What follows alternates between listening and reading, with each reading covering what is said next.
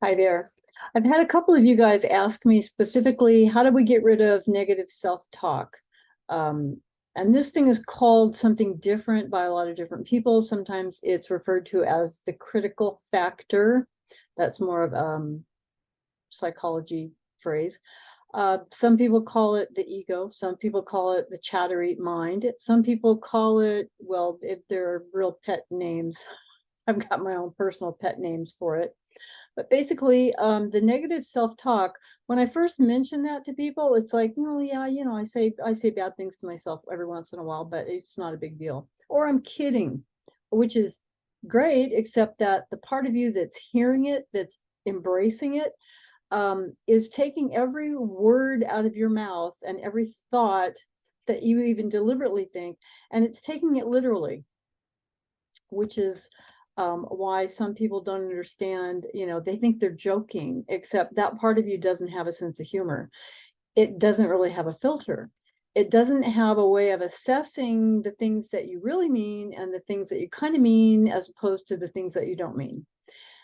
Now, so negative self-talk runs the gamut of being, like me. It's like I'll leave my keys in the house, and it's like, Carrie, and I'll be beating up on myself, just like my dad used to, but in a verbal way, all the way into the house and then all the way back out to the car. A real amazing technique that sounds stupid and takes an effort, but it will solve the problem, is to make it so inconvenient for that part of you to say bad things to you that out of necessity it will just give up. Meaning, when I hear myself, and you got to be aware, that's the number one thing. If you're not aware that you're talking to yourself like that, then it's getting through without any intervention.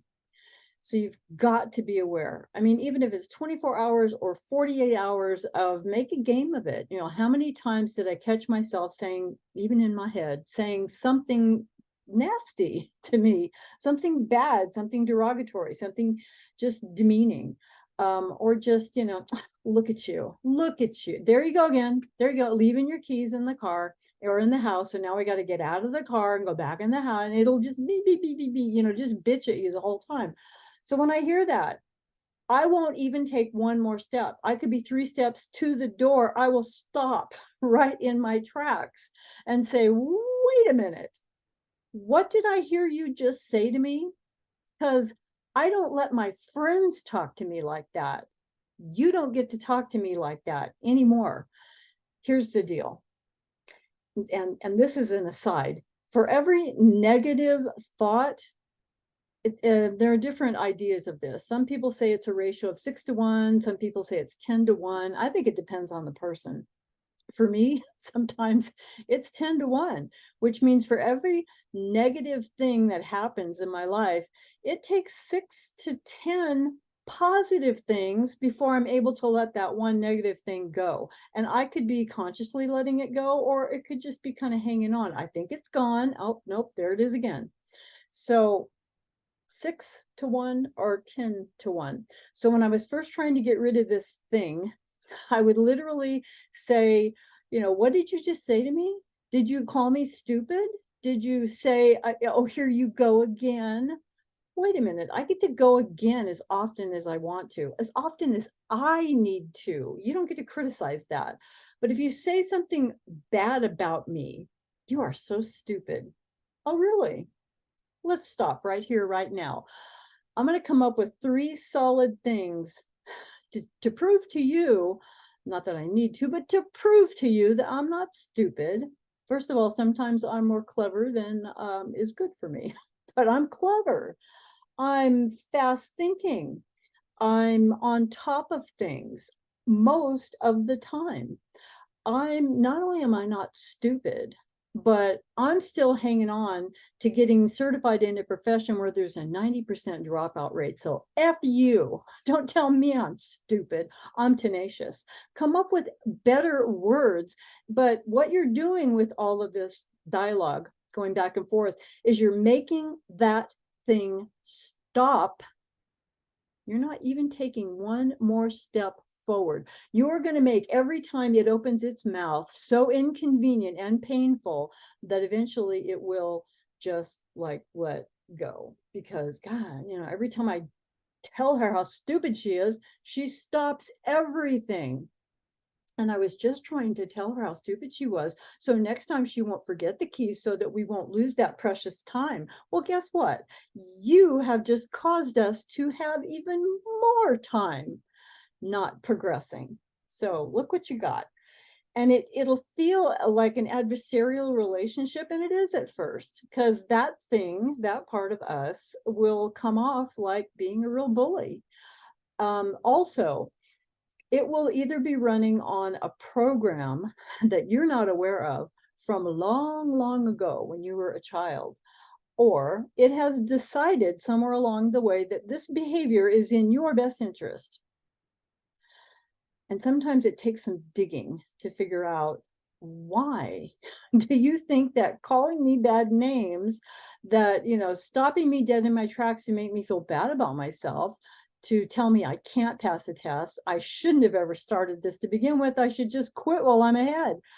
Why do you think that's in my best interest?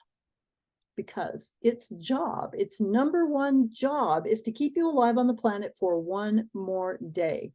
And it doesn't care how it does that. It doesn't care what you feel like. It doesn't care if you're sad or if you're mopey or if, you know, you're being beat down emotionally. It doesn't care. It wants to keep you alive, first of all. And when I first heard this, I thought, oh, that part of me loves me. No, no, it wants to keep you alive because you are where it lives. Without your body, it has no place to live. It doesn't care if you're happy or not. Body's still the same body to it. It has a body to traverse this element of the universe with. And it doesn't care about you except to keep you alive. And then there are parts of it that will try to keep you away from pain because it doesn't like that. And it may even try to aim you toward pleasure. That's a lot of effort. It's so much easier to just keep you away from pain. Now let's think about that. When you're getting ready to take a test, when you're trying finally to really push yourself, that last hard push before you, it's like birthing a baby. It's like that last hard push before you're out in the universe making money as a court reporter. It's going to try to stop you because it sees the pain that's coming ahead, or it sees the unknown, which it just globally defines as not good. That anything that's unknown must be unsafe and it must be a threat. And so the more you can define where you're going, what you're going to be doing when you pass the test, not if, when you pass the test, that we're going to be doing this, like save your energy, chattery mind. Instead of trying to derail me and get me to quit, because I'm not going to, why don't you save your energy, get on board, help me pass the test? I mean, if you don't like taking tests, then you need to help me pass the test, because I'm not going to stop taking them. This is like a conversation out loud you've got to have. And I am encouraging out loud, you know, if you need to take a walk in the woods, if you need to get in your car, if you need to get someplace where other people can't hear you, that's fine. But it's therapeutic and it's healing to talk out loud to yourself, that part of you, and to tell it. I had one client, I loved it. I worked with her and she came back the next week and she said, I had a conversation with that part of me. And I told it, look, Buster, I'm going this way. I am going to get out of school. I can't tell you when, I can't tell you how, I don't know, but I'm going to get out. There's no ifs, ands, or buts about that. I will do this or I will die trying. I'm going to get out. Now, you can come along peaceably, or you can come along kicking and screaming. I don't care, because I'm bigger and badder than you are, and we're going my way from now on. A therapist told me that I said, why is this thing so mean to me? You know, and we called it the protector, which I thought was way too nice a word for what that thing put me through. But if you fight against it too hard, then you're locked in a battle. If you can just take control as a mature adult to tell it, we don't do that anymore. No, I'm sorry. I know you were used to getting your way, and usually it makes me stop and feel bad and rethink things. That's not going to happen anymore. Time out. We don't do that anymore. I'm sorry, we just don't. The way this therapist explained it to me was, she said, Carrie, you know, that part of you isn't even really you. It's just a program playing in your head. It has a goal of keeping you alive for one more day, keeping you away from pain, perhaps taking you to pleasure, but that's a lot of effort. But you weren't born with this part of you. And that's how I know it's not you. It's just a function of the way you think. It's not good, bad, or indifferent. It's not a disorder. It just is the way it is. When people tell you they don't have a chattery brain, they're just not aware of it. Or they are a monk sitting on a hill somewhere who has spent 30 years trying to overcome the voices in the head. Either way, doesn't matter. Can't see the hole in the wall if you can't fix it. This is a hole in the wall that we need to patch up. We need to fix it. But the way my therapist friend described this to me was, she said, you know, that part of you is not you, and it doesn't even come on board until you're about the age of 7, 8, 9, 10, maybe a little later. For court reporters, I think it comes online earlier. We come from a background that makes us hypervigilant and on top and aware and watching all the time for most of us. There may be somebody out there going, that's not me. Okay, it's not you, then why are you watching this video? But that's cool. That thing that came online, it's that moment of you becoming a conscious being, of realizing that you are more than your body, that there's a part of you that is separate, different from your body. And she said, as this part of you awakens and becomes conscious of its own existence, she said, Carrie, in your world, it kind of looked around and said, oh, we got nobody in control here. All the adults I see don't know what they're doing. You don't have safe parents. You don't have a safe environment. You don't have stability. Don't worry. I'm going to do that for you from now on. All you have to do is listen to me. I will keep you safe. I will keep you alive on the planet one more day. I will make sure you do nothing that embarrasses you, humiliates you, makes you feel bad. I will make sure you do nothing. We will never try anything that we already aren't assured of success. If we know we can try something and we know we can succeed, we'll do that. Everything else, not so much. But I would have my own ideas, like, good Lord, I wanted to be a court reporter. Well, that put up a whole lot of blockades and a whole lot of struggles that I didn't understand when I was in court reporting school. It would take me 40 years later and 5 years of studying neuroscience and hypnotherapy and all of that to understand how your brain works and what was going on way back then. And wouldn't that have been nice if somebody came along and said, you know, you're spinning, your brain is spinning out of control. And what it's doing is trying to hold on to two conflicting thoughts, and you can't do that. You just can't. It's one of the rules of the mind. I should do a video on that sometime.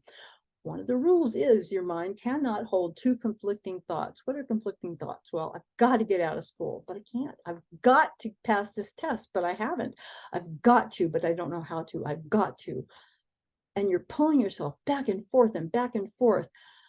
The only way you can sleep at night and stop the spinning out of control is to get rid of one of those thoughts. Which thought would you like to get rid of? I have to get out and do this, or I can't, I don't know how. Get rid of either one of them. There's no shame. There's no guilt. There's no judgment. I can't hang on to both of them. I've either got to accept the fact that I don't know how and I can't, or I've got to accept the fact that I don't know how, but I'm going to. Stop telling me I can't. Stop telling me you don't know how I can't. Just stop. I'm not going to listen to that anymore.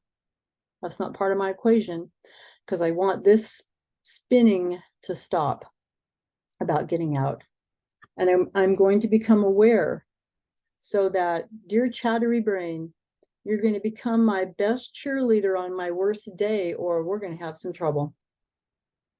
I won't put up with it. I will call you on it, and I will make your life inconvenient until you stop making mine inconvenient.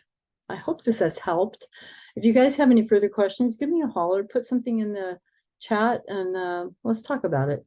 Love you guys. Take care. Oh, and if there are those of you who try this and it absolutely, after several weeks of diligent, purposeful, conscious effort, does not work, then you need a deep dive to figure out what's the program that's running in there and why does it think this is a great idea for you. Because it could just be as simple as, oh, you're the kid from the family and everybody else gets to succeed, but you don't. You may have stumbled once, and then God help you if you stumble again. Now it's become a pattern, and your brain says, oh, that's who you are. You're the one who stumbles. So why would you try to do something that's outside of your realm of expertise? Just don't.